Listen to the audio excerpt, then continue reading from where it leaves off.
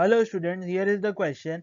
The locus of the midpoints of the chord of the circle x square plus y square equal to 25, which is tangent to the hyperbola x square by 9 minus y square by 16 is equals to 1 is. So we need to find the locus, and we know that if we need to find the locus, we first need to have a equation in terms of h and k. This is the general form or general points. In this case, we need to have an equation as h as the x coordinate, k as the y coordinate, and then we turn them to be x and y. And for that, we are given the condition that the tangent to the hyperbola is a chord of the circle. So we know the tangent of the hyperbola formula, that is the general form of this tangent, is y equal to mx plus minus root of 9m square minus 16, which is the a square m square minus b square term over here for a hyperbola of this type.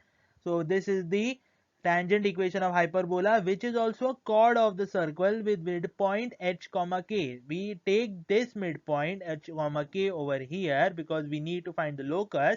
So we have the equation of the chord as t equal to s1. This is the general equation of the chord, and we know how to find it is the x square plus y square is replaced by h square plus k square, and x square plus y square, we have the terms as x into x plus y into y. We replace these two terms over here with h and k to get hx plus ky is equals to h square plus k square. This is the equation of the chord of the circle with midpoint as h comma k. Once we have that, we rearrange a little bit and we make these compared with each other so that we can get the value of h and k and maybe form that equation. So we have m is equals to minus h by k. We have this on the hyperbola tangent to be equal to the chord of the circle over here. This is h square by plus k square by k square or k. And once we simplify enough, we get this equation.